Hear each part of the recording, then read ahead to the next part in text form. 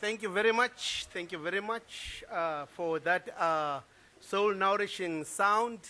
Ladies and gentlemen, the leadership is here and the family is here and the executive of SANEF is here, the minister is here. Can I ask us to welcome them?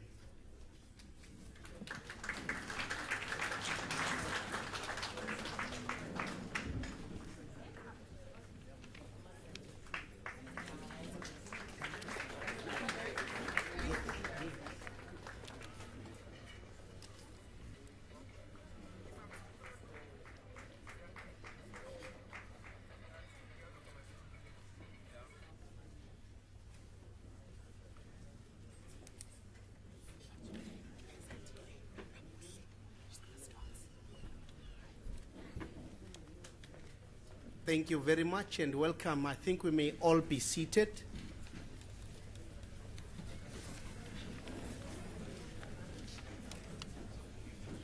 I take it that the program for the night has been circulated, but before I take you through that, let me welcome the Minister of Arts and Culture, Mr. Nat Nakasa.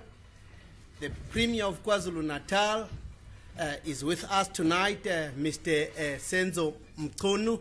Welcome, Premier. And of course, we do have MECs in our midst.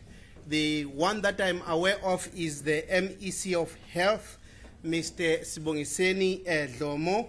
And of course, we do have other MECs, and if I overlook them, my apologies, will make up for that. We do have the political leadership amongst us here, and I'm aware that the Secretary of the Region, I think of the ANC, Mr.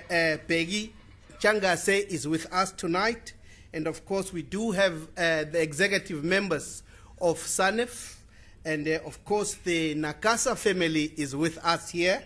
And the members of the media are amongst us. Ladies and gentlemen, brothers and sisters of the soil, all protocol observed. I think it's fair to say that we are the living link. We are the African heritage. We do not fear death. We celebrate it. The fear of death in Africa, I think, is the fear of life. Thus, you'll agree with me that the dead are not dead.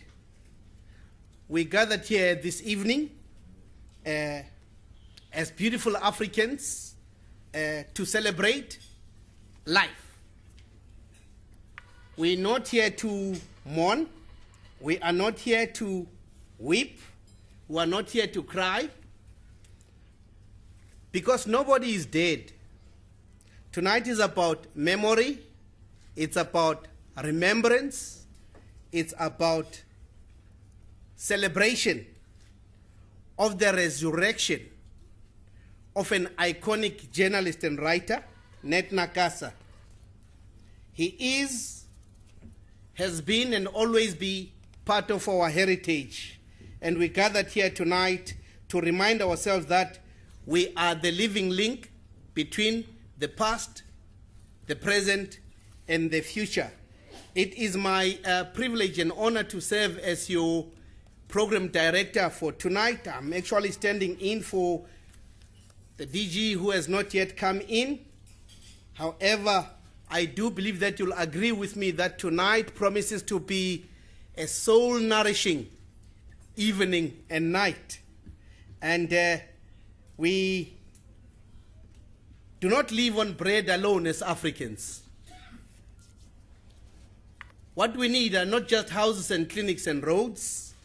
We need something that, of course, has been left for us by those who have come before us. And without much ado, allow me to invite the Community and Emergency Services Councillor, Ms. Zandile Kumete, to welcome us all here tonight.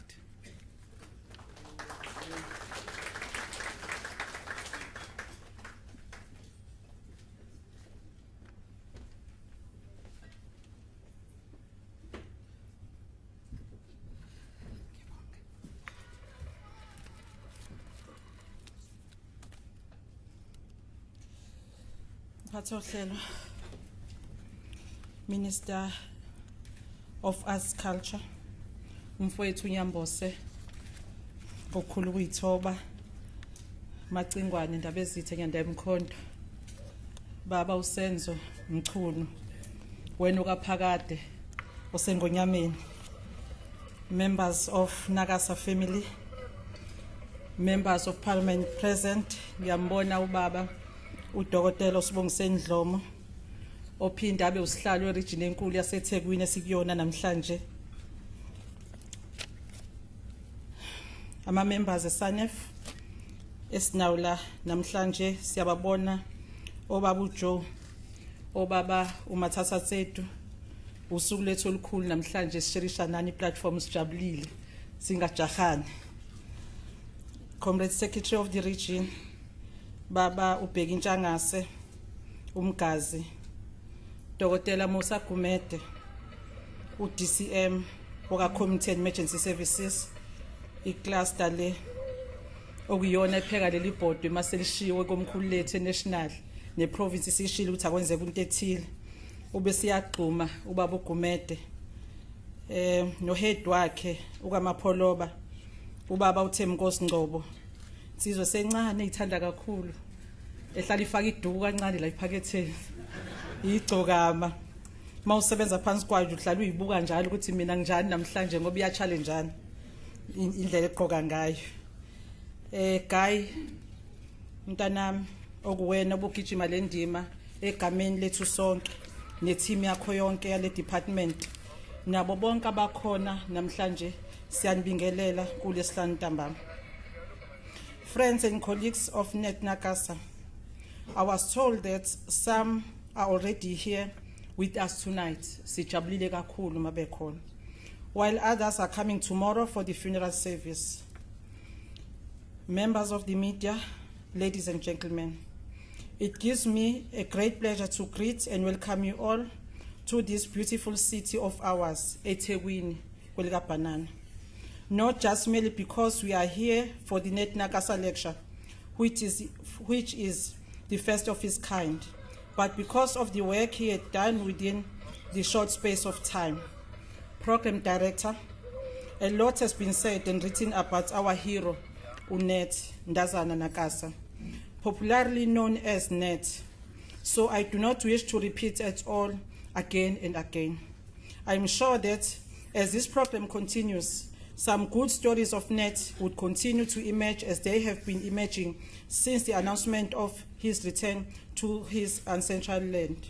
While I welcome you all to this special occasion, in the name of Nat, I would like to challenge you to think deeply about the contribution Nat made to this nation while he was still alive.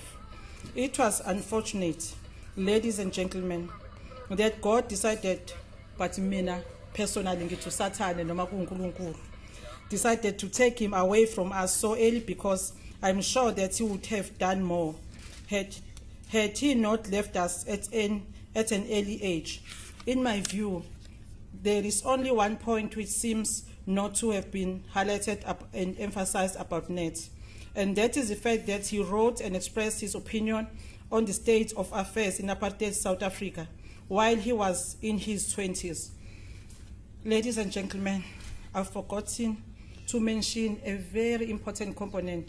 Abantwana besikole esinabo la namhlanje ngiyanibingelela egameni laseThekwini, ngikhunjuzwa ukuthi uNat wakwenza konke ekwi-age engangani. He expressed his opinions fearlessly. I should think we must underline that as students who are here, ukuthi wayingenayo fear into ayicabangela ukuthi correct iyona wayisho ngaphandle kokusatshiswa as long as within ingxoxo leyo. He established his own magazine called Classic. He had ambitions bigger than his heart, with the hope that one day he would achieve them. That is the kind of spirit that we need to deduct from him. It should also be the spirit which the youth of today should adopt in order to build a truly and prosperous South Africa. On those words, Mhlonishwa Minister wethu, Prima wethu, wena kaphakade, mndeni wakanakase, distinguished guests, ladies and gentlemen, on behalf of eThekwini Municipality, I once again welcome you on this special occasion. It is indeed a special occasion, partly because we celebrate the life of one of our own sons, who finally came back. It was not easy, but through the hard work by all spheres of our democratic government, it became possible. Galaw magama, siyanibingelela, siyanithanda, siyajabula ukuba nani eThekwini, siyabonga kakhulu.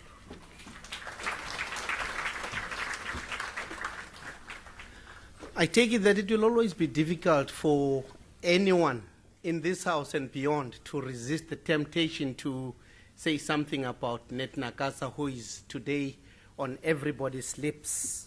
And of course, we are beginning to get glimpses of the life of this iconic journalist. And thanks for the warm welcome. Thank you very much. And I did say that we have amongst us some of our political principles, the leadership. No nation is, of course, without leaders. Allow me to invite the Premier of KwaZulu-Natal, Mr. Senzo Mchunu, to speak to us. Of course, we do not fear death, we celebrate it. Over to you, Mr. Premier.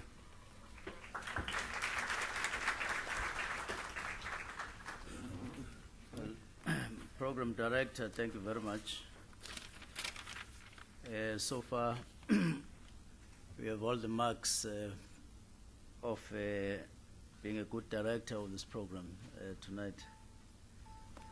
Being a professional teacher, I would give you very high marks for what you're doing. I also like the way you are dressed, especially in your head. There's something that has happened.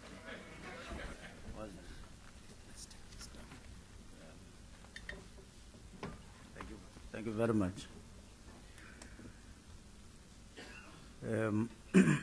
Baba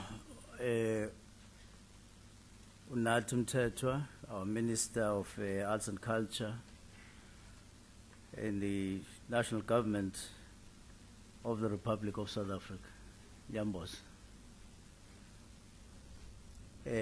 Family yakwaNakasa, represented by Dr. Sipho Masondo, who is amongst us here. And thank you very much for your presence and all the role that you have played within the family, but also outside the family towards this.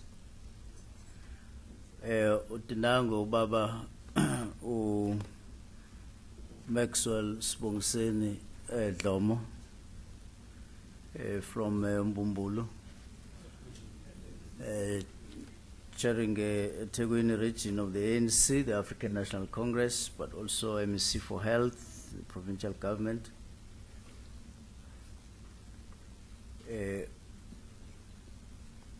Abamele umasipala weTheku, led by the member of the executive of eThekwini, Tatuetu Uzandile Kumedo, just addressed us, Pakatwayo.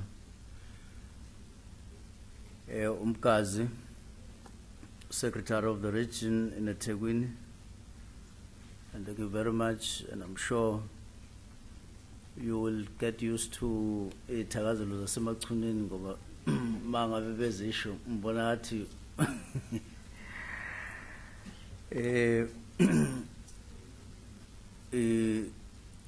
leadership ka SANEF led by the chair, Baba Mpumelelo Mkabela, and all the renowned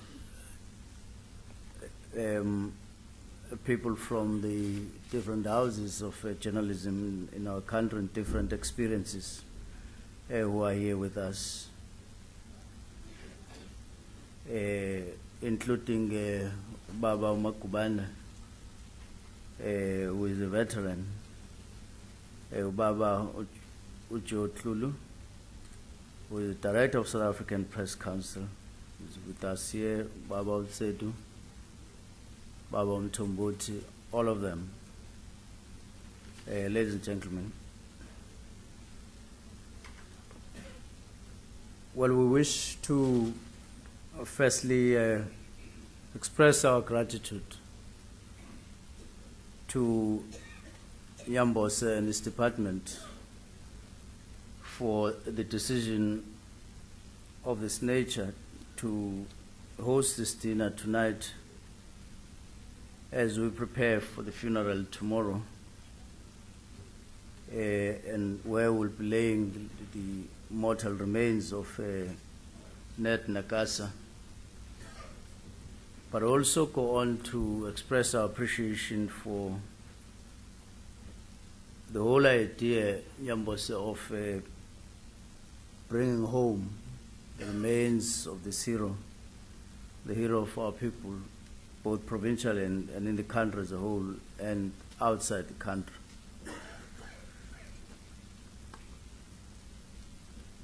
We've been reading interesting comments and stories being told through various media platforms about the impact that Nat Nakasa made in this country and beyond our borders. And it certainly put our country, including our province, and including eThekwini, firmly in the map of the world. While, because of his work while still alive, but also because of the impact that he has made even long after he perished. As South Africans, we need to be proud of our rich history and heritage, and it is this history that makes us the most respected nation around the globe. This country has produced leaders and individuals who remain a source of inspiration for many people who, among others, are still fighting any form of repression or oppression in their respective countries. Nat Nakasa remains a shining light and a symbol of hope, and his writings will continue to inspire us to do more in order to create a prosperous country. When we celebrated Freedom Day on the 27th of April 2014 in Moses Mabhida Stadium, we celebrated the contribution of people like Nat Nakasa. Indeed, we are here to welcome him back from where he laid, where he was resting. And we do want to report to him that South Africa has since become a liberated country that it is today. And in welcoming him, we do want to think a little bit, take ourselves back to 1965, just to imagine what must have been in his mind at some point when he was caught in a precarious limbo, unable to return to South Africa, but at the same time lacking citizenship in the United States. And indeed, he did write,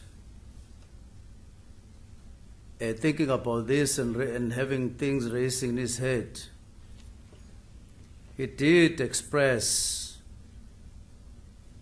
this, as I quote, a native of nowhere, a stateless man, and a permanent wanderer.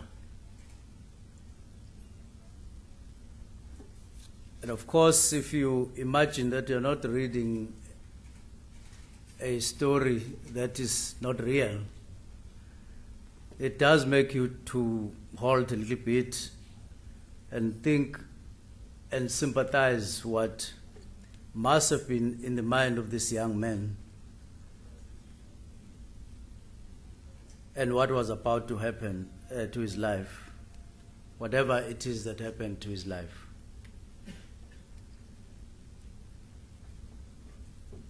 But of course, we must report to him that since his untimely death, we have as a country succeeded to bury racism. We have managed to bury the kind of system that discriminated against our women. And hence we now talk about a South Africa that is non-sexist. But of course, we want to unite our country and make it a great nation among other nations. And of course, we've since attained our democracy, which he would have so dearly wanted to be part when indeed it was delivered. We do know that in celebrating this hero, we do need to, of course, raise the spirit of his comrades that he lived with, the comrades that he dreamt of a free country with.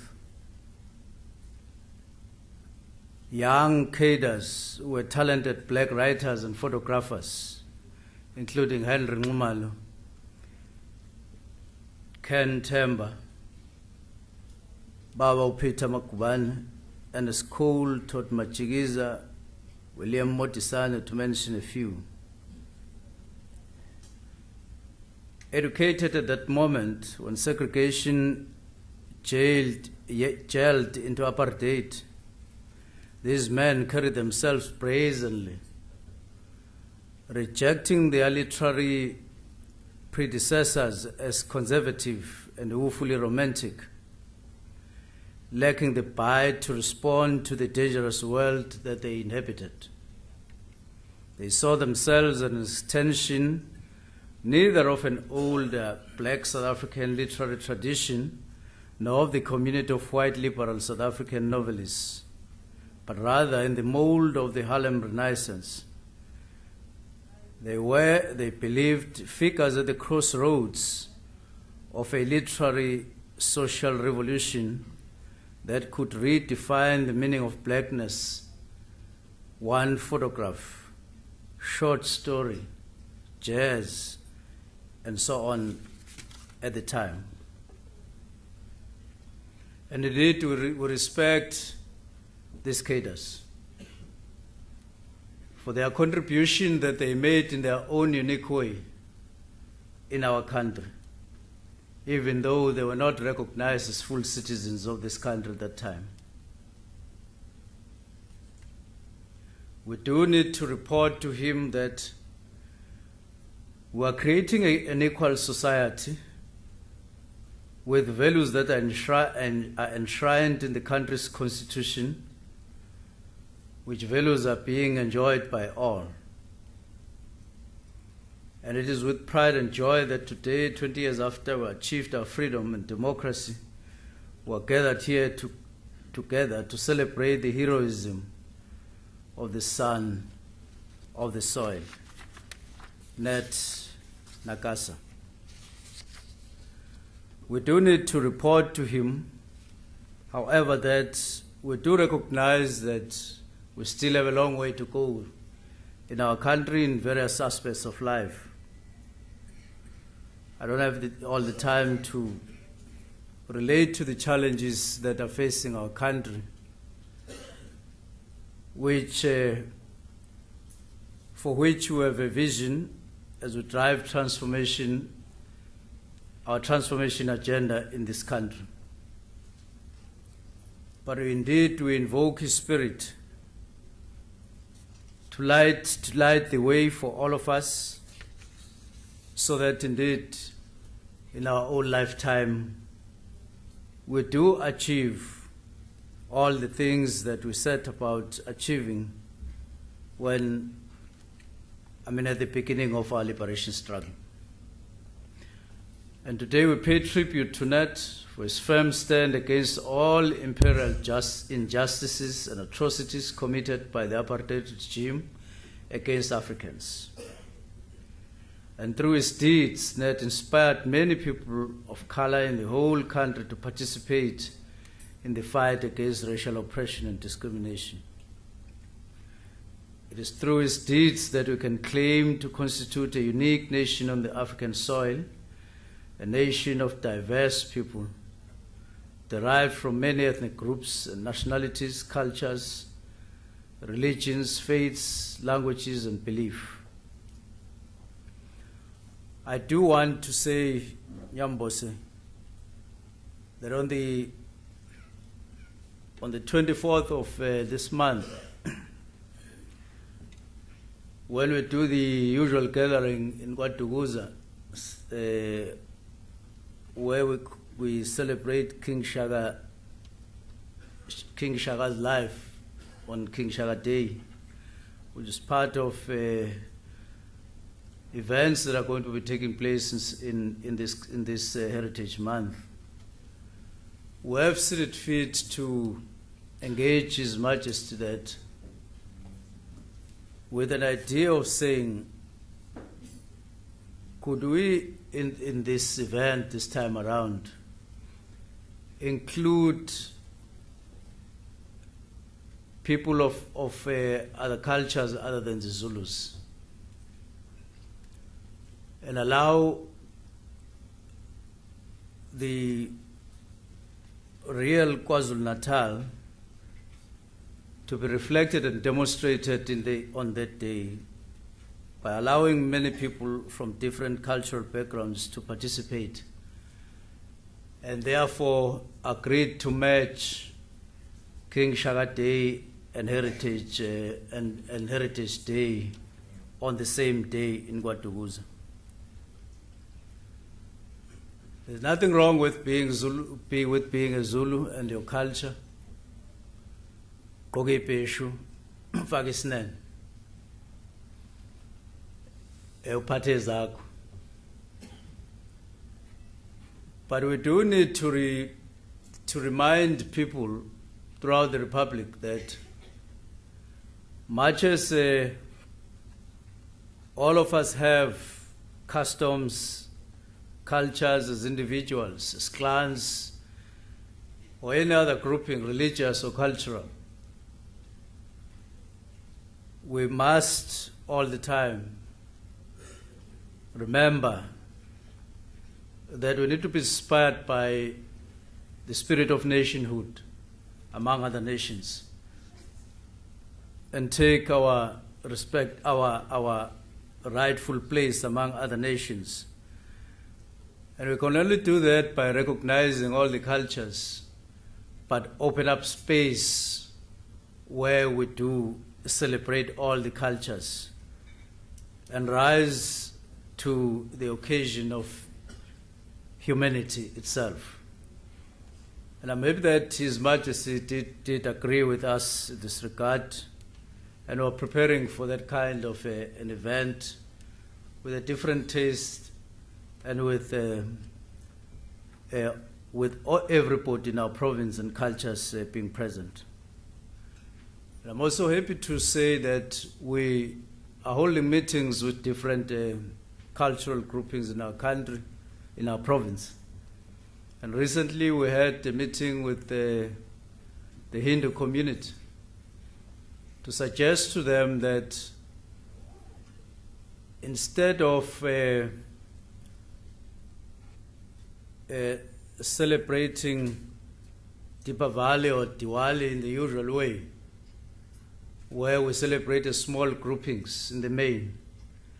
Let them come together, whether you come from the south of India as your background or you come from north of India as your background. You are finally here in South Africa, and in South Africa we're one nation. And therefore to say to them, could we create a platform, at least for a few hours, where we can come together to celebrate Diwali from different cultural backgrounds. Then they can thereafter go their own way. Because we do recognize that in Diwali we also have religious rites which we would prefer to celebrate in a particular manner. But while doing so, we want our people to be conscious of the fact that we're all South Africans. We will hold a meeting with the Muslim community soon. And at the same time, we're inviting them to King Shaka Day matched with Heritage Day.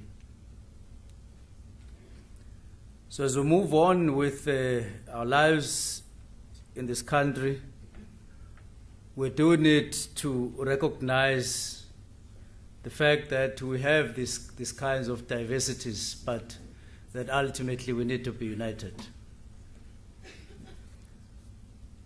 We also have to be conscious of the fact that other people do from time to time see opportunity to throw in the elements that we reject in the society, elements of opportunistically emphasizing race where it is not necessary. As I end, I want to say that it is through his deeds, Nat Nakasa, that we can claim to constitute a unique nation, as I've said, on the African soil, with our diversity, with our cultures, our religious faiths and language and beliefs. Our acceptance thereof is the basis of our strength. It is the basis of our unity. It is a rock on which we can build a great nation that is South Africa. Indeed, we also take this opportunity to welcome all those citizens of our country who reside outside KwaZulu-Natal. And we want to say to you, feel the warmth of the province. And tomorrow morning you can take a little chance if you have and take a walk on the beach. And of course celebrate this natural heritage of our country. And as you do so, even if you can't see, but you can draw your eyes to the west and you may see or feel the spirit of the Drakensberg, which takes your imagination to higher heights, not necessarily to what is happening in Lesotho, but what is happening in South Africa. And with all this, you are welcome, ladies and gentlemen, and we trust that the spirit of Nat Nakasa will prevail, a spirit of a young cadre, but who within the short years was able to inspire with his words all of us as we are inspired today. Thank you very much.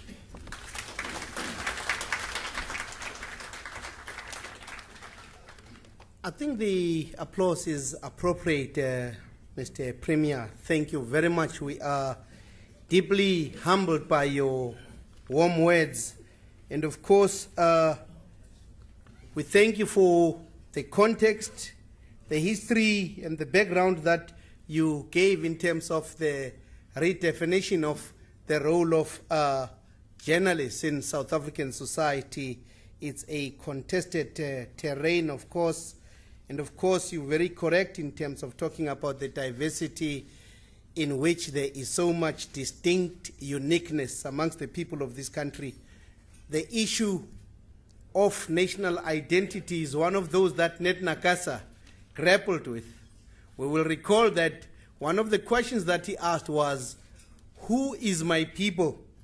And of course, when he asked that, he was grounded and rooted in South African identity. I think we are moving on. I wish to welcome the Nakasa delegation that has just joined us. You are most welcome. And of course, I also want to acknowledge the DG of Arts and Culture, who I am standing in for here, Mr. Sbusiso Klaba, who has also arrived.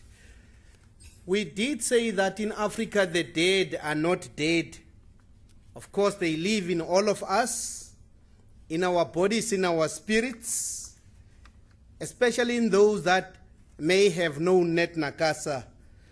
We are the living link, we are the African heritage, and of course it is my honor to invite one man who knew Nat Nakasa personally, who is our press ombudsman. He's a media veteran and a print journalist leader. I would like to ask Mr. Thlole to come forward to talk to us.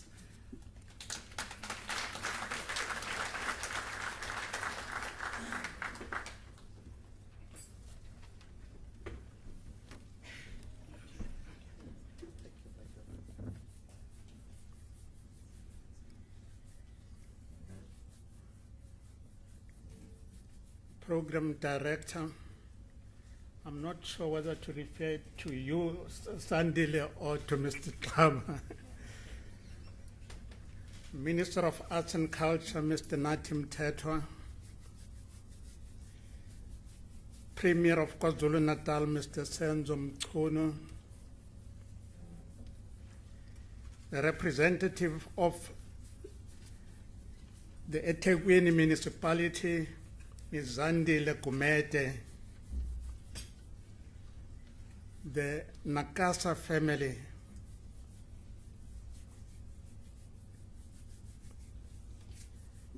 I think you say Sika Doi. I hope I'm not insulting anybody. And all you distinguished guests. It's a privilege and an honor to deliver this inaugural Nat Nakasa lecture. But before I do that, please allow me to croon a few lines to a remarkable young woman who worked tirelessly in the back to make this homecoming of our hero possible. Happy birthday to you. Happy birthday to you. Happy birthday, dear Mary. Happy birthday to you. Mary Papaya has worked so hard to make this possible. But this lecture takes place not only on Mary's birthday, but on the day that we remember the brutal murder 37 years ago of Stephen Bantu Biko.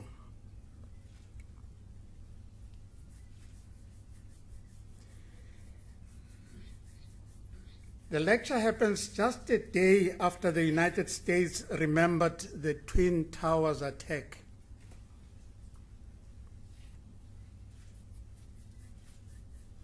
It also comes on a day that Judge Thokozile Masipa pronounced on Oscar Pistorius's innocence and guilt.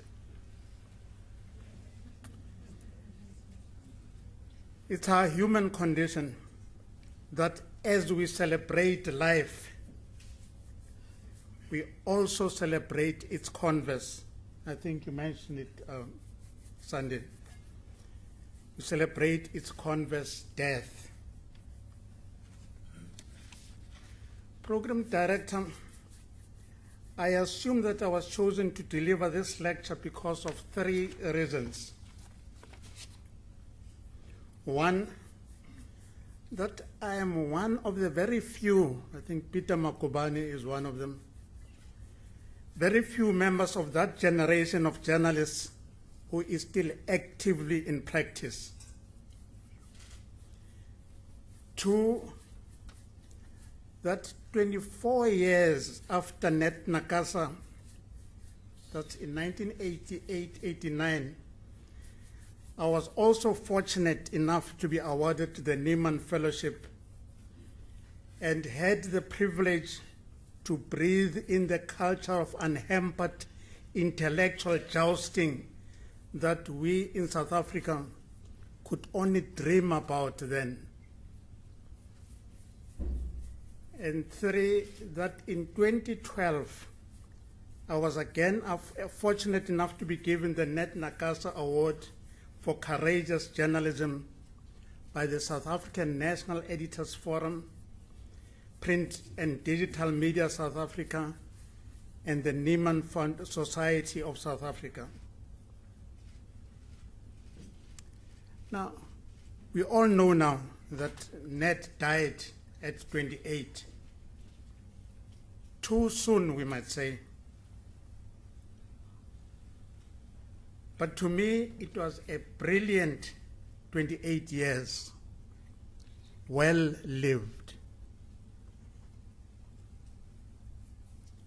I also believe that a well-lived, ethical life is one in which at the end of each day, we look back and ask ourselves truthfully if we have contributed to the world.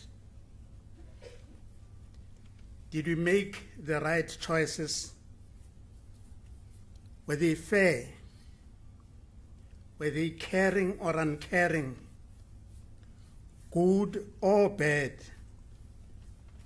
Responsible or irresponsible? Where were we self-centered, selfish, greedy and grabbing? The person who lives the ethical life scrutinizes each of his or her choices in preparation for the next allocation of 24 hours. Now, in the same way, the arts of history, biography, memoir, autobiography give us a chance to look back at the years gone by, very often still with jaundiced eyes.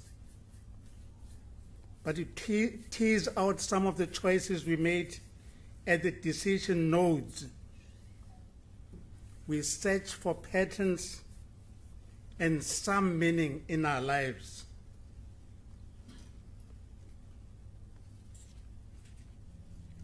This lecture, which I have titled A Life Vindicated, is this backward look to try and understand Nat Nakasa, his era and work, and more importantly, try and understand ourselves as South Africans, as Africans, and as human beings. At the publication that Nat joined in Johannesburg, that is Jim Bailey's Post and Drum in Semke House, in Troy Street, Kentemba held court. He also held court at his House of Truth in Sophiatown, and he also held court at innumerable shepins in Johannesburg and across the country. All of us young journalists worshipped at his feet.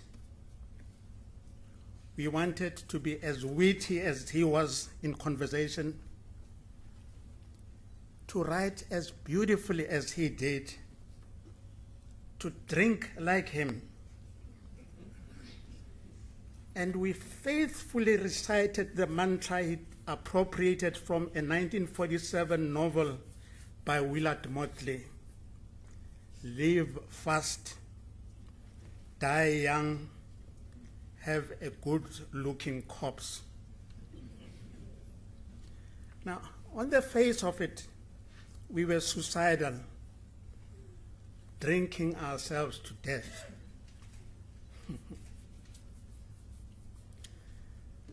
Ken wrote about his first meeting with Nat, and he said, someone had passed the buck to me. The story went out that a razor-sharp journalist from Durban was coming to Johannesburg to work in our office. The editor had asked someone to find accommodation for him, and that someone had decided that this initiation was best left in my hands. In those days, handing an other town boy into my hands for initiation was subtlest excruciation. Not that we would persecute him. We only sought to divest him of his naivety and extraneous moralities with which we knew he would be encumbered. He came, I remember, in the morning with a suitcase and a racket. He calls a tennis racket. And we stared at him. That's beautiful, Ken. Now the question I asked myself was Ken very cavalier with our young lives?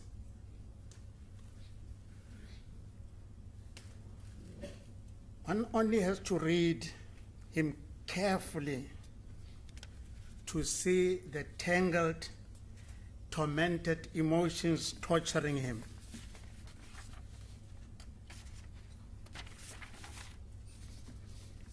In a piece he titled, "The Bottom of the Bottle," Ken wrote,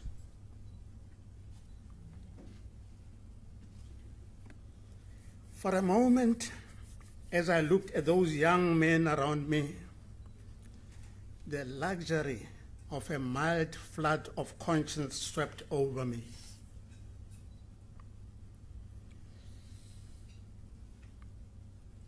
They had all at one time or another had visions.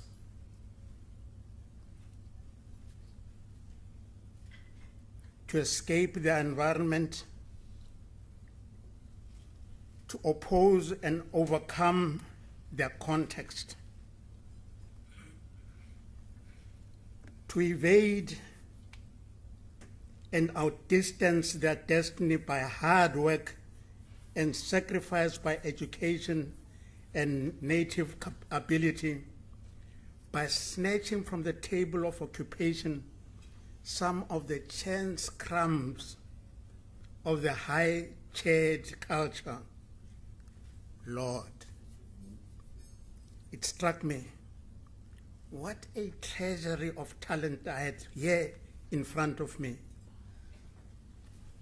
Must they bury their lives with mine like this under a load of Sophiatown bottles. I say it was conscience that struck me, because I knew that many of them looked up to me, my way of life, and repeated my despair and its defenses behind my back. Excuse me a second.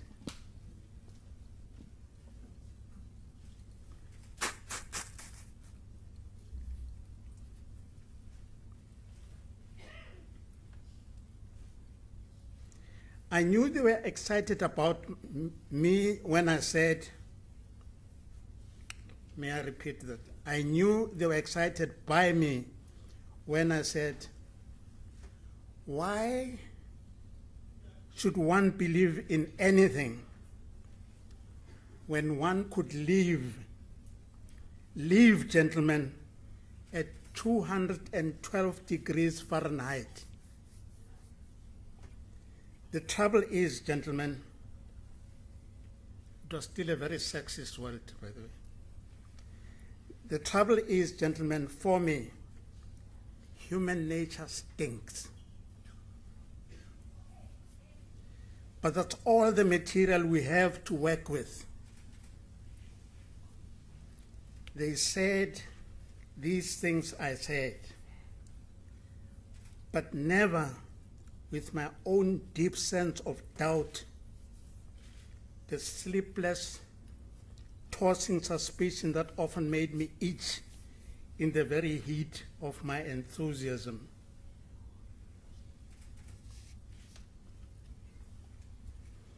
What Ken inculcated in us was a contempt for the apartheid system. And each of us expressed it in his or her own way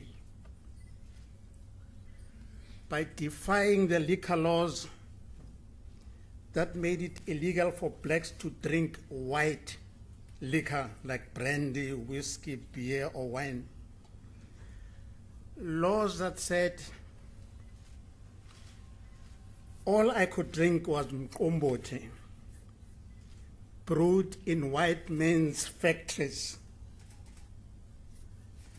The mqombothi that came from my aunt's kitchen was illegal. So drinking the forbidden in shebeens of my choice was a strike against apartheid. Getting arrested for not carrying a pass was my way of cocking a snook at apartheid. For us, writing was an outlet that very few Africans had. Nat didn't fall into the booze trap. He drank Susalani. He would walk into the classic dry cleaners in Moy Street or into Auntie Susie's in Albert Street, order himself a nip of brandy, mix a drink with Coke, take a couple of gulps, and then leave the rest for us as he found his way to the northern suburbs to spend the night. In many ways, he was different from us. In others, he was one of us. I mean, nobody, except what we would today describe as a coconut, drank the way Nat drank. And nobody took as much care with his pronunciation of English sentences as he did. But he was one of us in rebelling against apartheid. When the law said you should not be in a white area after 10 p.m., he went to live in white areas. when the law said, no black man shall jump into bed with a white woman, he did. Nat found solace and a weapon in his writing. In a speech at the University of the Witwatersrand in 1963, he pronounced his credo. I believe it's important for our writers to illuminate all aspects of our life from a central point in the social structure.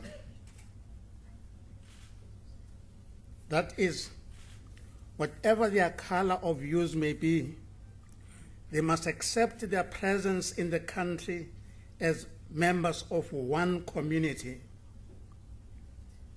After that, they can choose to be what they wish. Without this view of life, the writer will continue to lack closeness to his subject.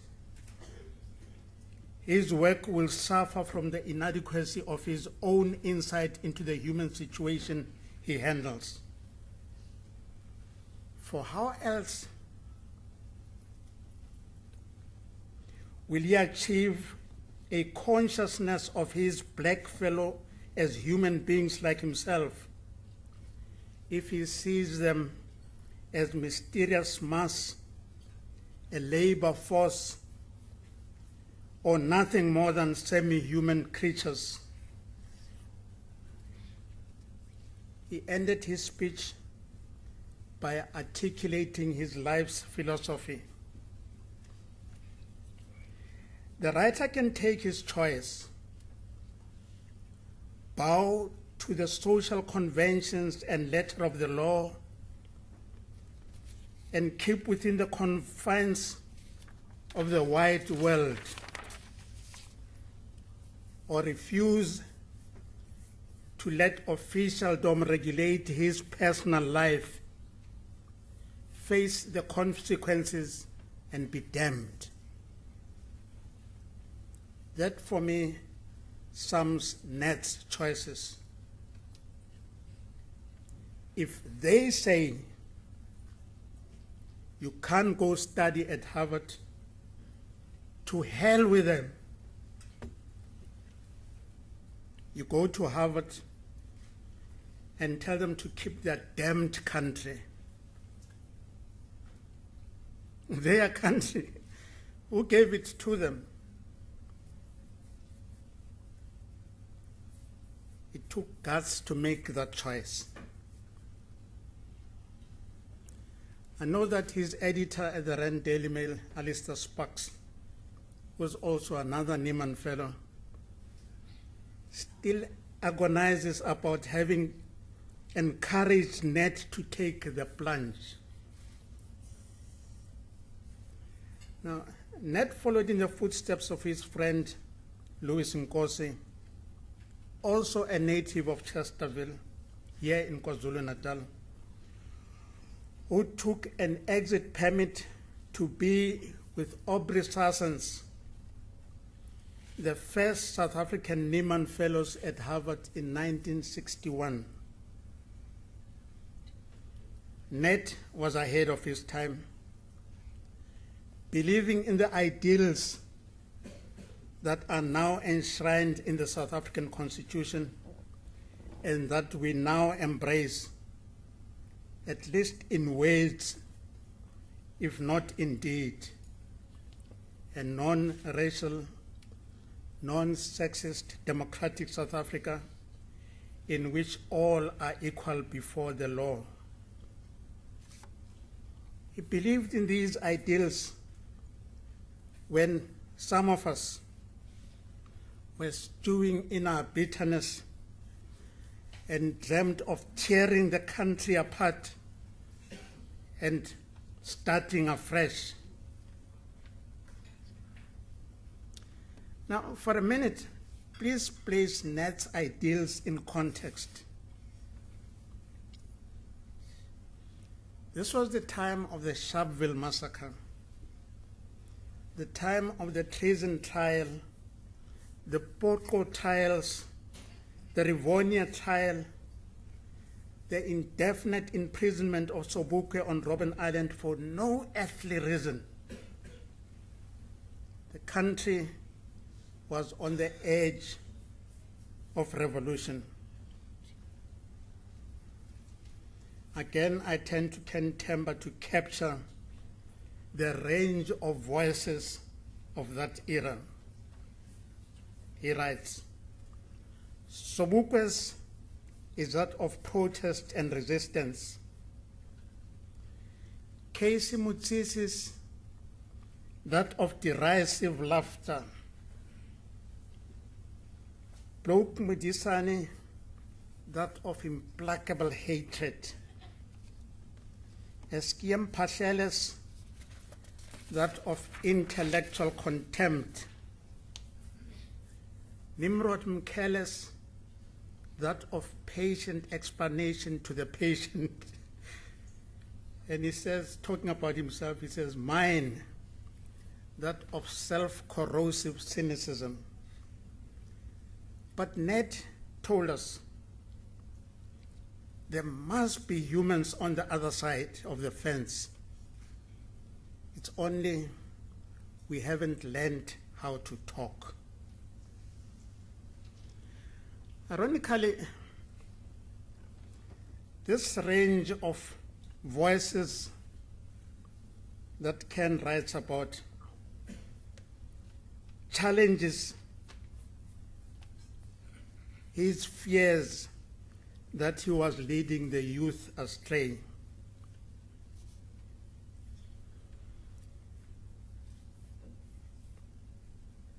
Now, very briefly, this event this weekend, all the events this weekend, are a culmination of an idea that was born while Matata said he was a Nieman Fellow in 1977.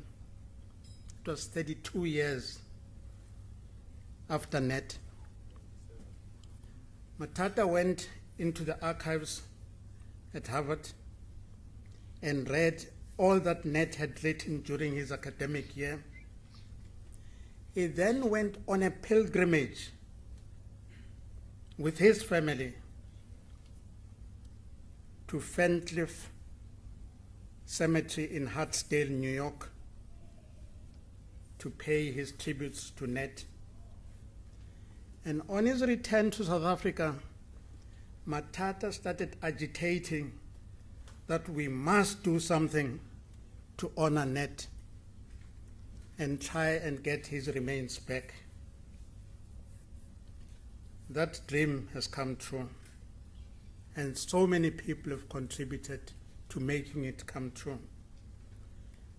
I suppose they will be enumerated at the service tomorrow. Nat's life and struggle have been vindicated. So it's appropriate that we close with his own voice. I may shut up for some time because of fear, yet even this will not make me feel ashamed, for I know that as long as the ideas remain unchanged within me, there will always be the possibility that one day I shall burst out and say everything that I wish to say in a loud and thunderous voice. That voice, ladies and gentlemen, will never be silenced. Thank you.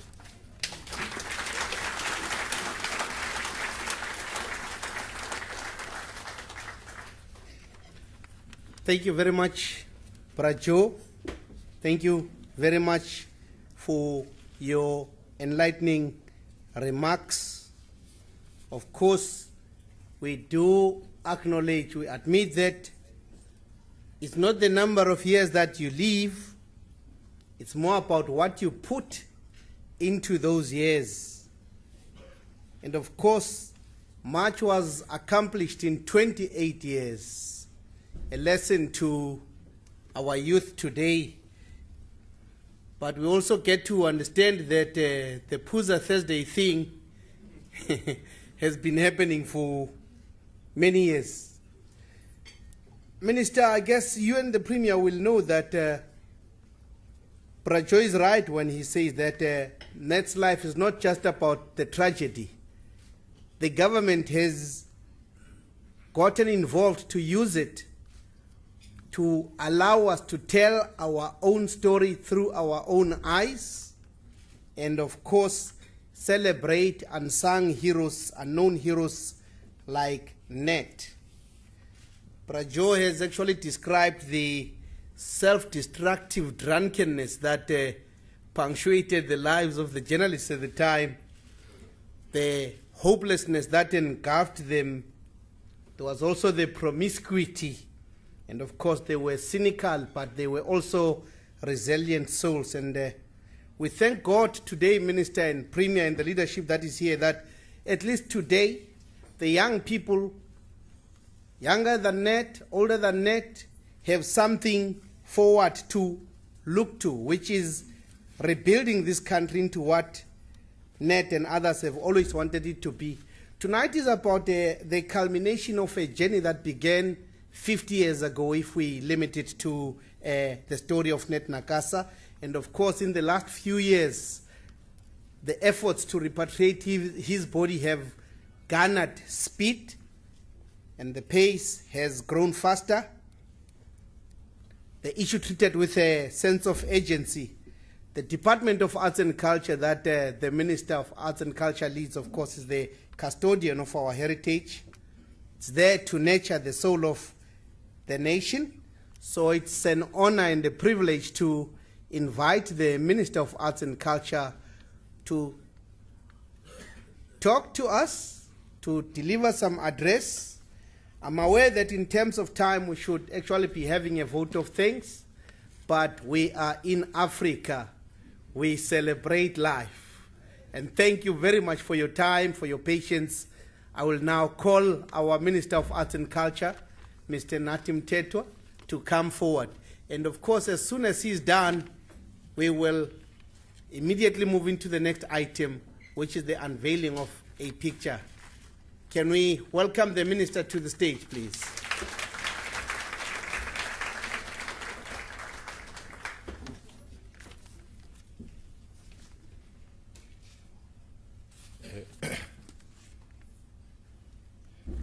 Thank you, Sandy, the Program Director.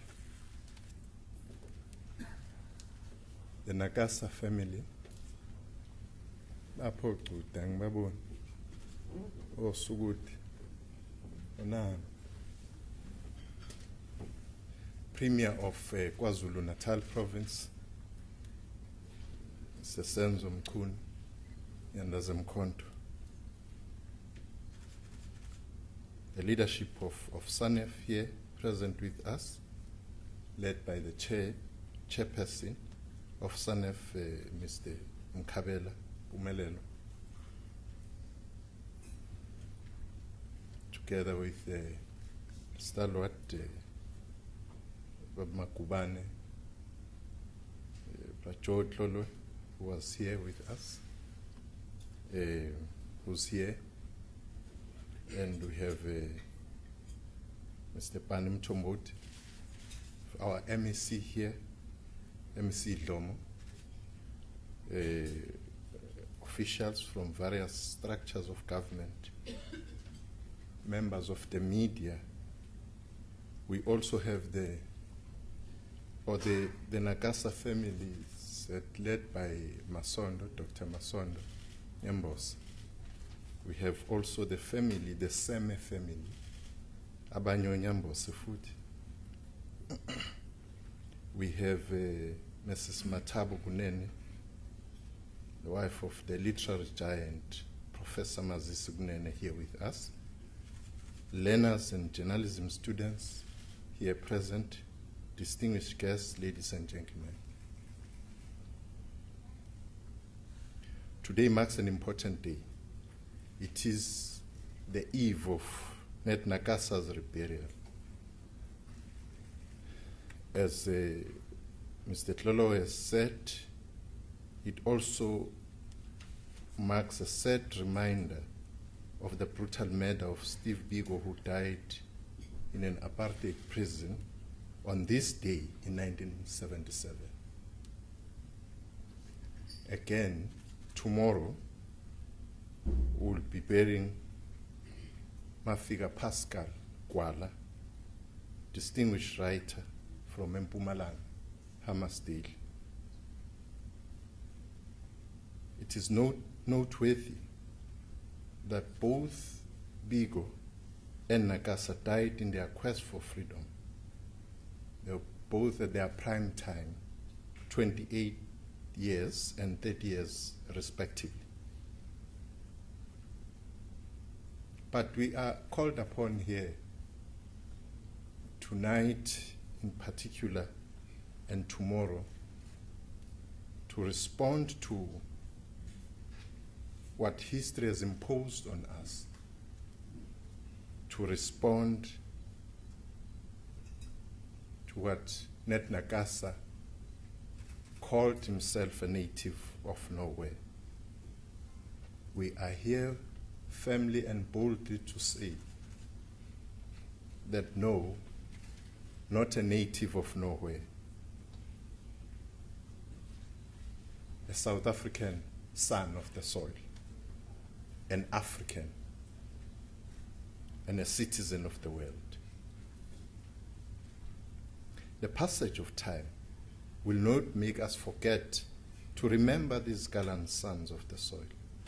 Thus, as we celebrate 20 years of freedom and democracy, we need to pause to reflect on who we are and where we come from. As abafana elokishini bezosho, grand nobani mina. I believe that we have a reason to celebrate, especially our heroes. We dare not forget to remember them. Through their self-sacrifice and principled commitment, we have overcome and triumphed against all the forces that were determined to suppress the will of the people. Nat Nakasa is now back in his home. He will be reburied in home soil tomorrow, the 13th of September. The reburial will bring closure to the family, restore his citizenship to the family's anguish and pain, restore his citizenship, and contribute to national healing. It marks the closing of one chapter and the opening of an important new beginning. We would like to thank all those who played a part in ensuring that Nakasa's name did not fade away over the last 50 years. Family, friends, academics, and members of the media. Although he died in a foreign land, Nakasa's spirit has always been with us in Africa, in South Africa. We thank those who gave him a dignified burial. Hugh and Barbara Masigela, Caiphas Semenya, Jonas Kwangwa, and especially the late Miriam Makeba, amongst others. We also appreciate the insight and perspective brought to us by his friend and colleague, the legendary photojournalist, Dr. Peter Makubane, who's with us this evening. Komos. Bab Makubane worked very closely with Nat, whilst they were both brave and bold young at Drum and Golden City Post. He was one of the last people to see Nat before his passing in 1965. Later this evening, we will be unveiling an image of Nat with Chief Albert Luthuli, former president of the African National Congress and the first African to be awarded the Nobel Peace Prize. This image amongst the last to be taken of Chief Luthuli before he died in mysterious circumstances. Nakasa and Baba Makubane were amongst the last to interview him in 1961. This image will be part of a Native of Norway exhibition, which is currently running at the Oral History Museum, Kuleli Lgapanana. Whilst we celebrate and resurrect the spirit of the dearly departed, including Nakasa and his contemporaries, we must reconnect them to the present and the future. Thus, this initiative serves to impart history and cultivate new voices. The young must participate in creating a new discourse about Nakasa and his symbolism and significance to the present and the future. In honor of Nakasa's sterling contribution to national consciousness, we initiated debate and essay writing competitions with the objective of cultivating young minds. For all of us, especially the youth, to understand where we are going, we need to know where we come from. In this manner, we are also trying to remind young people that our freedom was not free.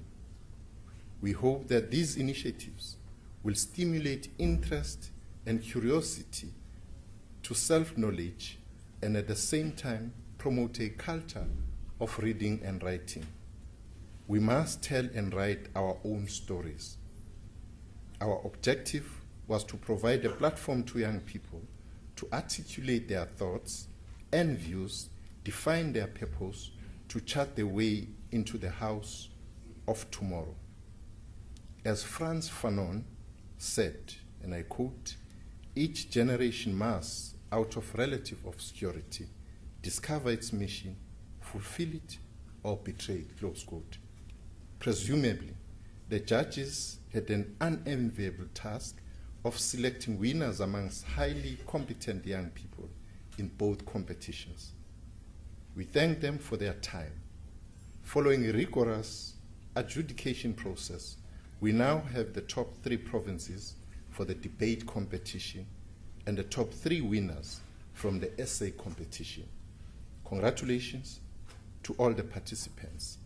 Each of their entries adds a unique voice to our national discourse. These dynamic voices are the future leaders of South Africa. They have a potential to take the baton and be the torchbearers of our society in the same way Nakasa did during his time. Nat Nakasa was the epitome of boldness, bravery, and brilliance. And these are the qualities that future leaders of South Africa must possess. He never compromised his dream of a free and non-racial society. He was a great visionary and an advocate of nation building and social cohesion. His idealism is captured in the words of Steve Biko, and I quote, "It is better to die for an idea that will live than to live for an idea that will die," close quote. He has come back home now to be reburied amongst his people and in an African soil. As we celebrate 20 years of freedom and democracy, we have brought closure to the family's anguish and we are healing the nation and are telling our own story and recognizing fallen heroes. This is the mandate of this government. This is the commitment of this democratic government. We can proudly say we have overcome. Sinqobile. Thank you very much.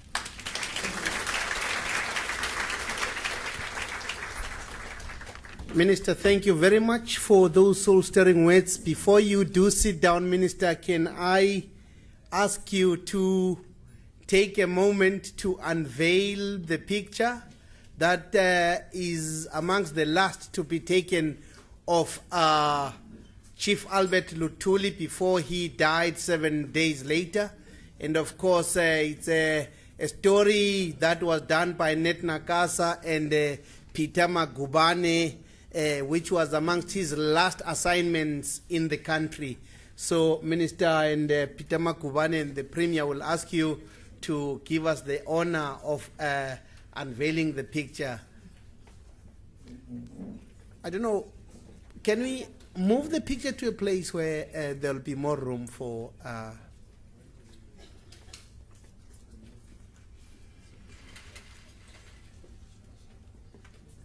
They say a picture is worth more than 1,000,000 words, and we will see how Nat Nakasa and Peter Magubane managed to, in their time, in their youth, to capture a significant aspect of the history of our country. It's over to you, Minister and Premier and Bra Peter.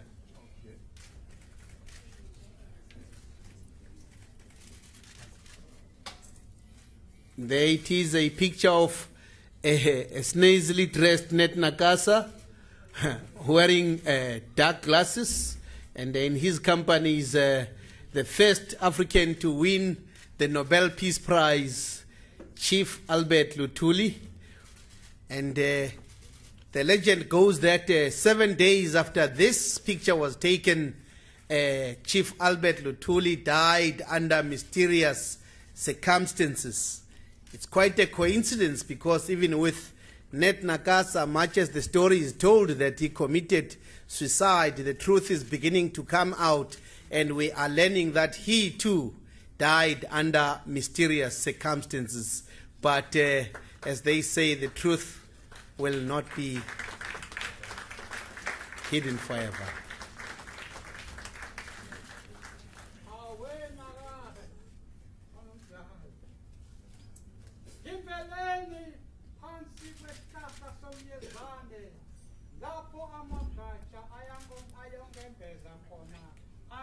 Lala stando, lala upumule, hey, lala.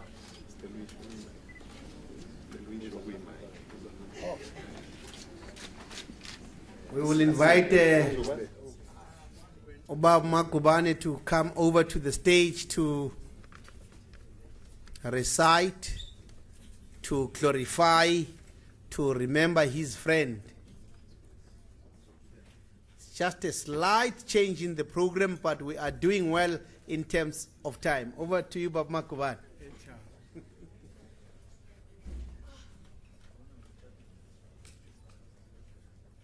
Aw, ma-Afrika kithi. Ngiyajabula ukunibona lapha. Gibeleni phansi kwesihlahla somnyezane. Lapho amagatsha ayongembesa khona athi, lala sithando, lala uphumule.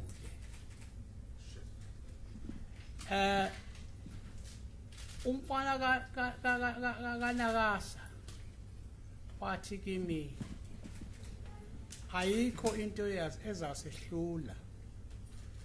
If we want a story, we want a story. Whether kukhona amaphoyisa noma awekho amaphoyisa, siyasithola istory. I remember when we were doing a story in Bethel about children working on the potato fields there.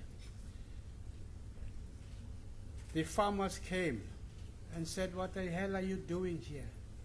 We said, "No, we're coming to cover a story on these young children who are working." When we realized that they were now just about to beat us up, I took out my light meter. I pretended to be taking a reading. And this Afrikaner guy asked, "Wat maak jy kafir?" And I said to him, "Ek praat met my kantoor nou. My kantoor weet baie goed om te sê, julle wil ons donder." And he said, "Vat julle donder se kar nou weg van hierdie plaas af. Jy moet nie weer hier kom nie." All I said was, "Dankie my baas."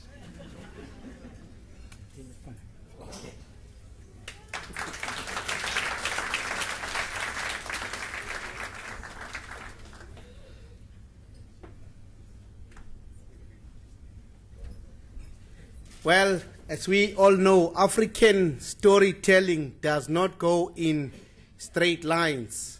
And of course, the disruption, the slight disruption in the program is part of the celebration of life, but we have covered much ground. And at this point, just for us to shift, market transition into the final portion of the program where the minister will introduce us to the future of this country, will ask the group fifth season to give us a song or two. Tonight is about celebration, and in Africa there is no celebration without music, without song. Over to you, gentlemen.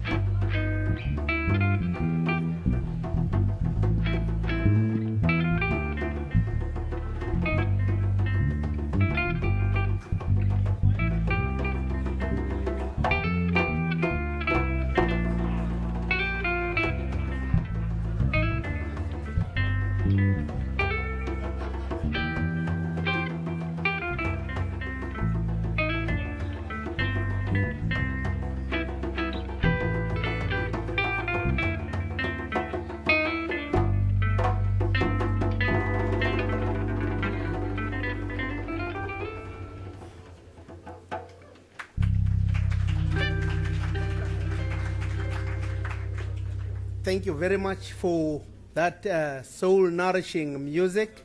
It is our heritage. Can I ask that we give them another round of applause, please? I think we started by saying that we are the living link, the African heritage, and at this stage, I would like to invite the Director General of Arts and Culture, Mr. Sibusiso Kaba, to come forward to announce the winners of the essay writing competition and, of course, the debating competition.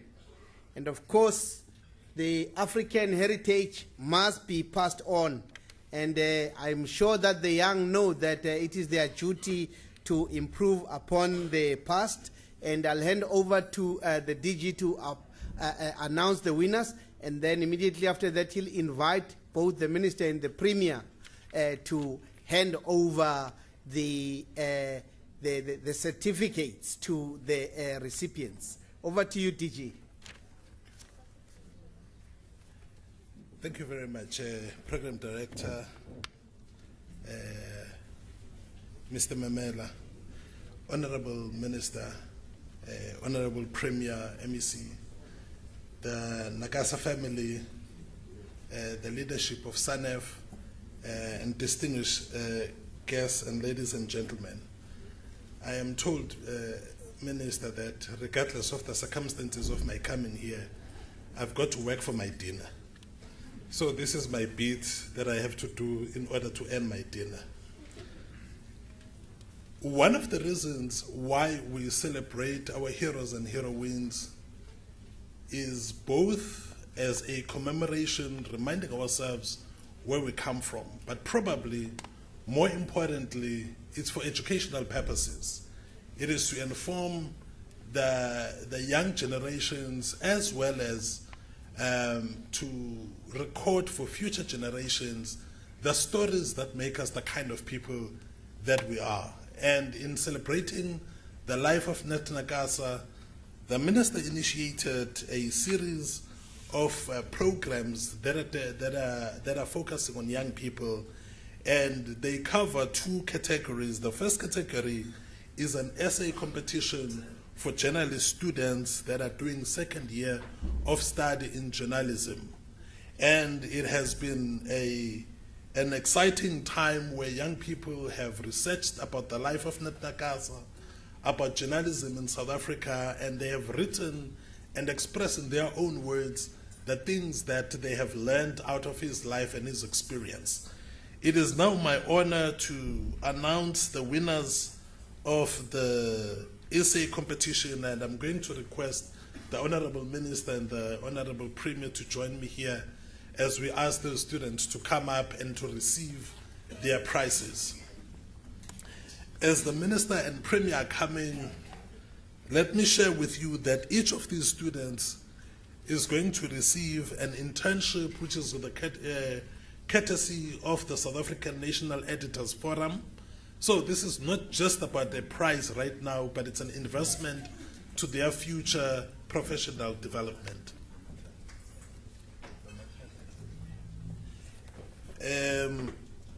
I will also request Mr. Matata Tsedu to join us as well. Thank you. Each of these is also going to get a certificate as well as a laptop, courtesy of the Department of Arts and Culture. And the third runner-up is Nkamogeleng Lebelwane from the province of Gauteng.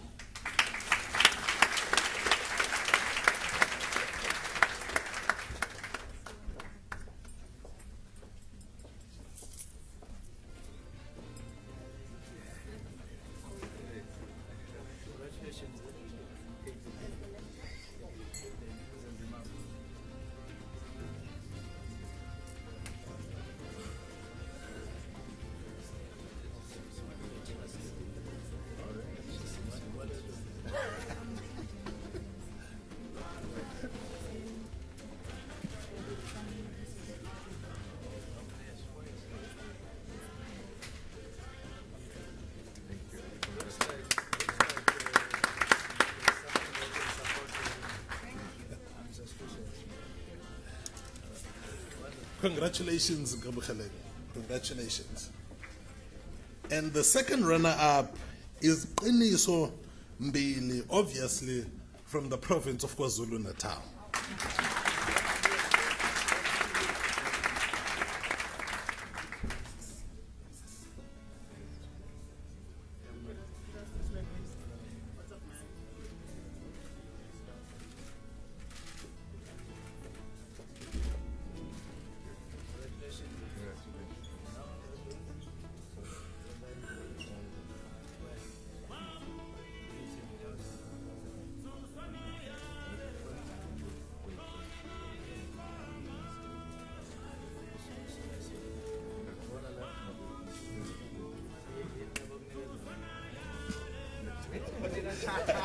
Free of charge. Free of charge.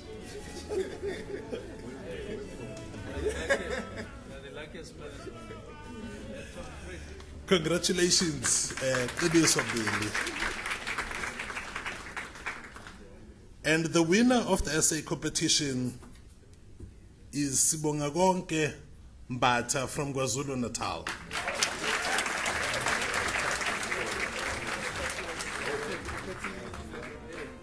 When we were at school, we never had anyone to give us these things. It's not Shoba this time, it's Sibonga Konke Mbatha this time. Congratulations.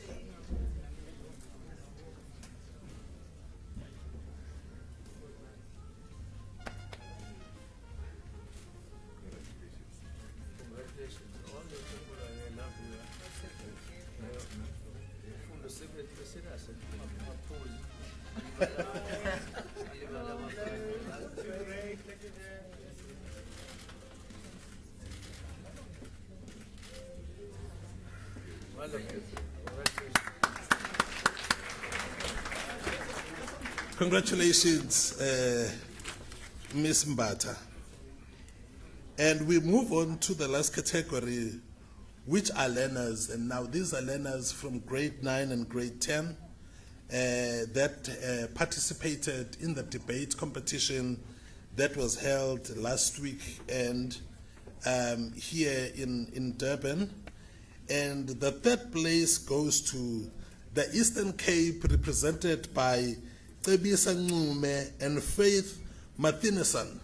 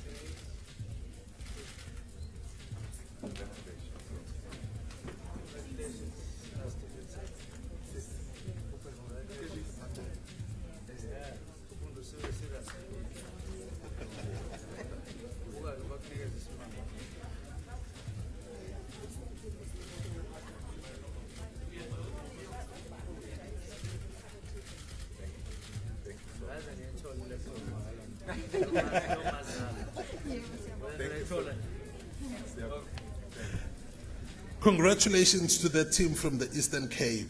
The second place goes to the Western Cape, represented by Danielle Dallas and Olivia Habonimana.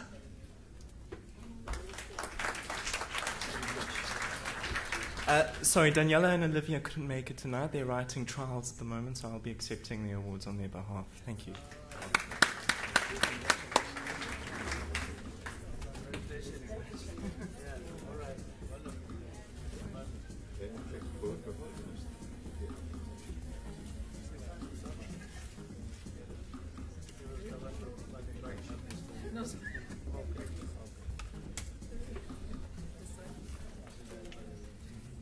Congratulations to the team from the Western Cape. And the winner of the debates competition, represented by Mfundo Khatebe and Dumisa Nzama from the beautiful province of KwaZulu-Natal.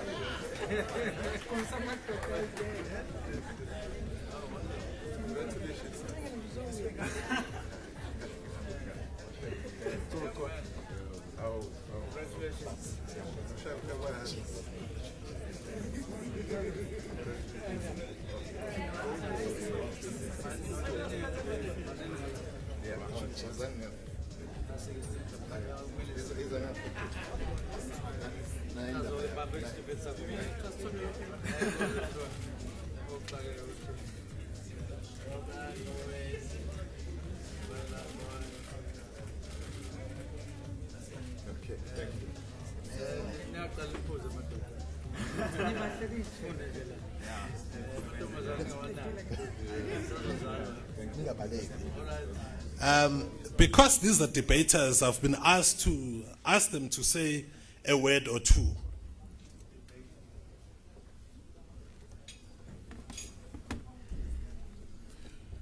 It is a great honor for me to be in front of you today, for me to express my gratitude. I think I speak for the both of us when I say that when the winners were announced for this competition, that we felt a great feeling of gratitude and pride in our nation. It was quite the humbling feeling. And one of the things I love about our country is that opportunities do exist. The opportunities exist, and if you're willing to work hard, and if you're willing to be determined and persevere, then those opportunities will be presented to you. And for me, I feel as if it is a privilege to stand up here in front of you and to just be sitting just a table away from our role models, our leaders, and to share this day as we celebrate the great life of our hero, Mr. Nat Nakasa. Siyabong.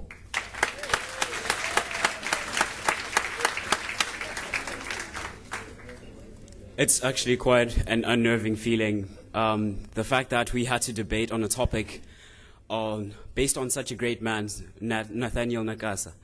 It's actually quite unnerving, as I said. We'd like to thank the Department of Arts and Culture and the province of KwaZulu-Natal for their support and their trust in us. There may be many people in our country with negative views on the repatriation of the remains of our icons and stalwarts, but we believe that these competing moral interests are invalid, and we would like to thank the government for their work and their dedication to healing the wounds of the past. And in actual fact, the project which they've undertaken is similar to that of the TRC. And as we have seen, South Africa has seen quite progress under it. And in actual fact, as the youth, we may not understand the struggle to the full extent as those who were in the struggle.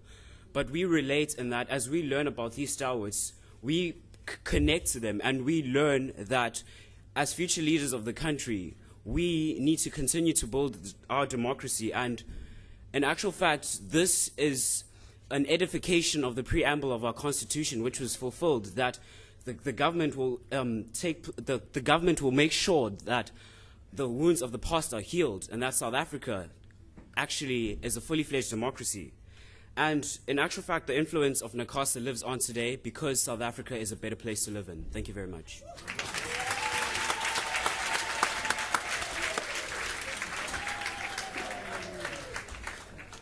Congratulations. I am going to request Ms. Mbata, Ms. Sibangagonke Mbata, as the winner of the essay competition to come and say a few words as well.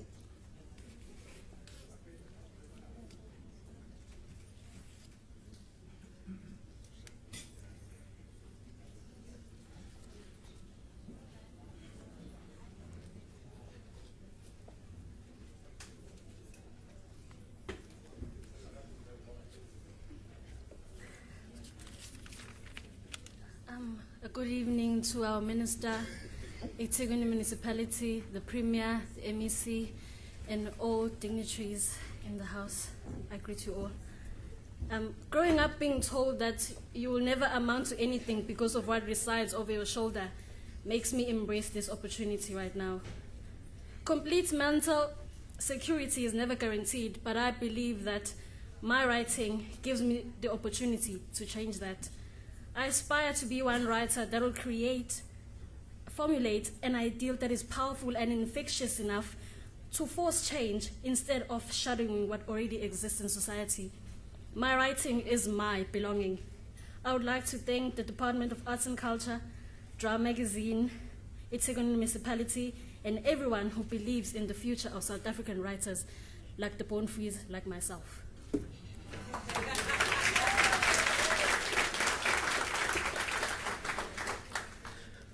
I guess, as they say, we are going black into the future, and the future has spoken. We were talking about the living link, and we can see that the living link is with us today. We've given an opportunity to these youngsters who will be the heirs of what we will have worked for speak. And I guess we have come to the end of our program. To save time, much as would be delighted to have Sifiso Ncwane come through and perform, we're going to skip him tonight. I hope he doesn't feel snapped. And I will then ask Dr. Sipho Masondo, he's the family spokesperson, to come forward and give us a vote of thanks. And after that, we'll announce what is next with the program. Can we ask Dr. Sipho Masondo to come forward, please? We have overcome. We have overcome.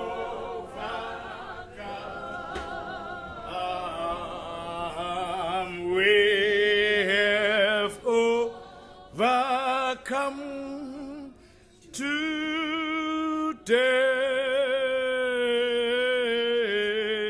Deep in my heart, deep in my heart, I do believe, we have overcome, we have overcome today. Sesmobile, sesi, obile, sesingobile,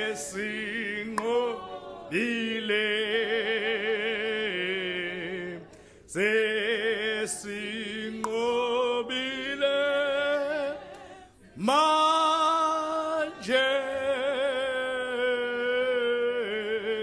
enhlizweni, enhlizweni ya Iyasi sesingobile, sesingobile manje. Mr. Program Director, Minister of Arts and Culture, Mr. Nat Nakasa, the Premier of KZN, Mr. Mchunu, the Mayor of KZN, Mr. Ngumalo, the Deputy Mayor, Shabalala, the distinguished guests. I would not mention you specifically at this stage because I am doing the thank you. Thank you very much. I greet you in the wonderful name which I adhere to, the philosophy, the outlook. When I open my eyes and I look at the world, that outlook is informed by my faith in Jesus Christ. So I greet you in the wonderful name of our Lord Jesus Christ. Mine is a very short one. I'm not going to hinder you because it's late and we should go. I know that some of us, the stomachs are already rumbling. So we need to cut corners and go quickly. Cut to the chase. Let me mention firstly that it is a great honor, and I'm speaking here not for myself but for my family, the Nakasa family, Okuta, Osugude, Omkondwana, Osika, Injagas. We are greatly honored as a family of Nathaniel Ndazana Nakasa, the beautiful uncle, the beautiful son of the soil, one of us. Not only beautiful in terms of outward appearance, but the beauty of the soul that loved people. I think that's the most beautiful thing, the treasure that we have, which was given for 28 years, someone dedicated to the loving of people to the extent that he put his life on the line. He is not the only one. There are many other stalwarts who also put their lives on the line, but today we are mentioning him. The Minister of Arts and Culture has played a very distinguished role in making sure that collectively, I know that he was not working alone as a collective, that this repatriation of the remains of the son of the soil net comes to fruition. But before the Minister Nat Nakasa played this role, I know that there were other players who came before him. I know that previous Minister Paul Mashatile, I know that Dr. Zweli Mkhize also played a role. But then I singularly focus on Minister Nat Nakasa and his department, the Arts and Culture Department, for the sterling work they have done in ensuring that on a hands-on basis, not just from a remote kind of operational work, but from a hands-on basis, that they work with the family.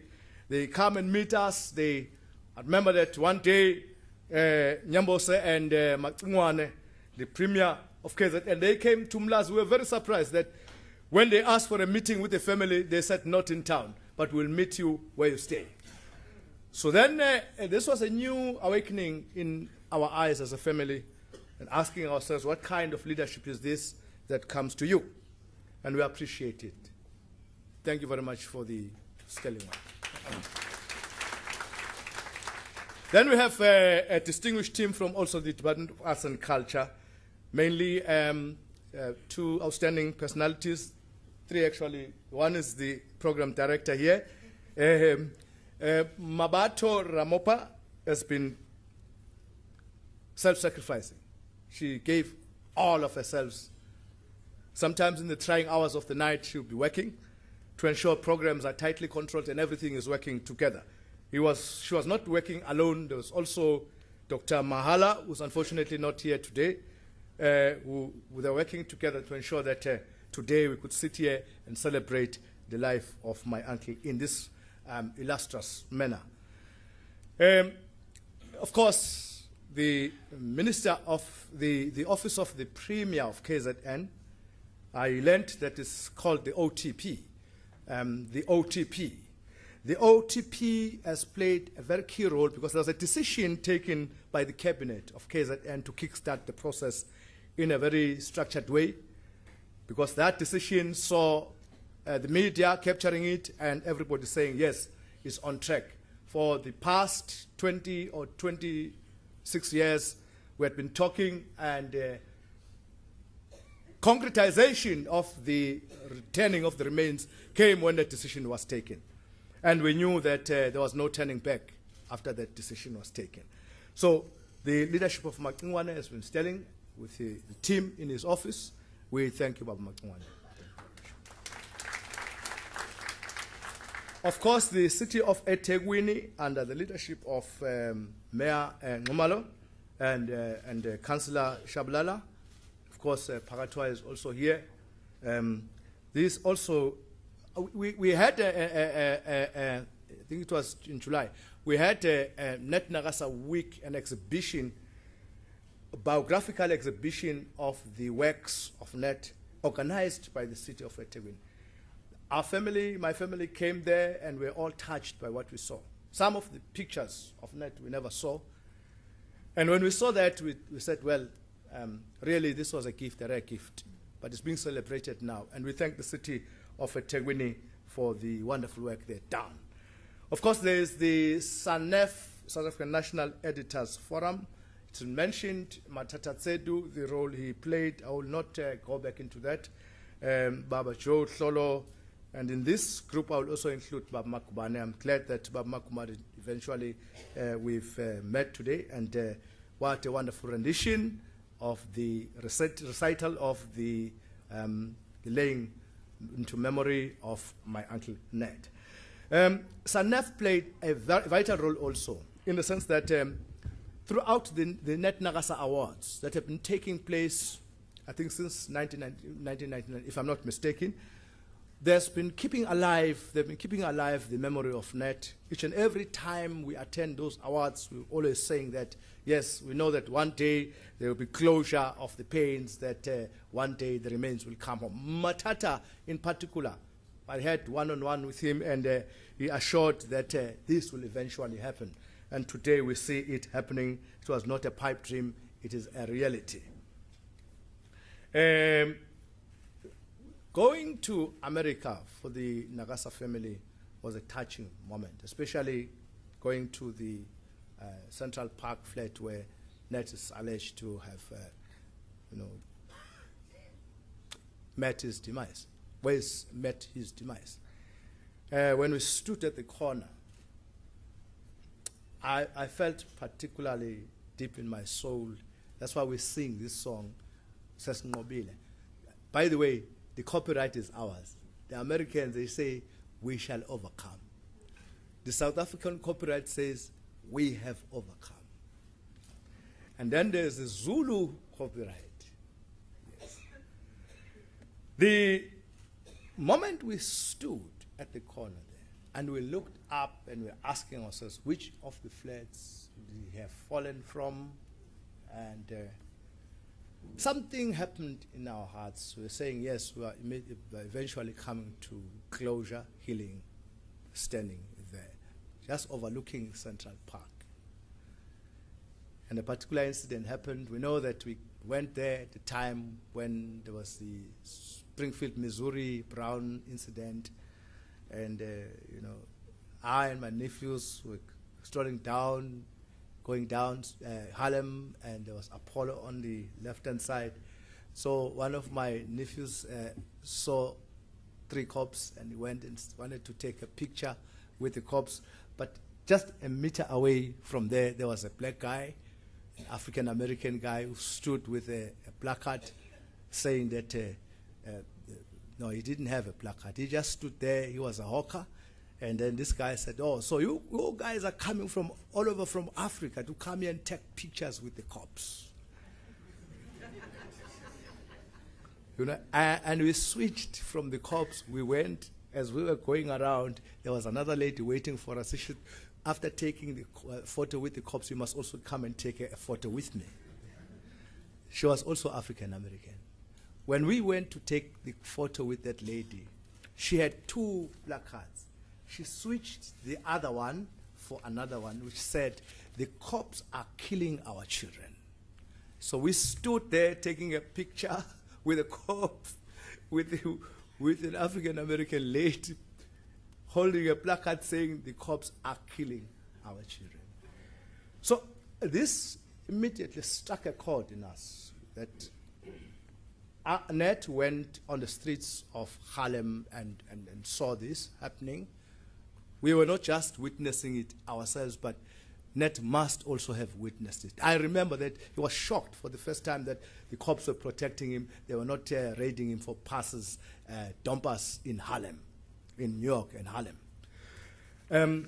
So we are very thankful and touched. We will talk tomorrow. We are not talking today. We'll say something tomorrow. It's just a thank you, a big thank you to everybody. If I've not mentioned you by name, please know that you are very important. There are people who put the program, the team. Sorry, I've forgotten to mention somebody very important, Mary Papaya. Mary Papaya has been the commander-in-chief of the steering committee that put up the whole thing. And I think that without her resilient leadership, we would not have been able to put together this wonderful program tonight, and also what's going to be happening tomorrow. So, to all of us, actually the thank you goes to every one of us here. Nat is not a Nakasa just that.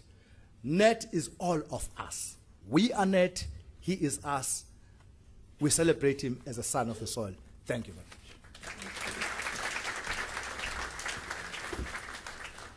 Minister, Premier, this brings us to the end of our formal program. I am sure that everyone in the House will agree with me that this has been a memorable event, very significant. It will live on in our hearts and our souls for many, many years, decades, and running into centuries. I hope you enjoyed it as much as I did. It has been a culturally and spiritually nourishing evening.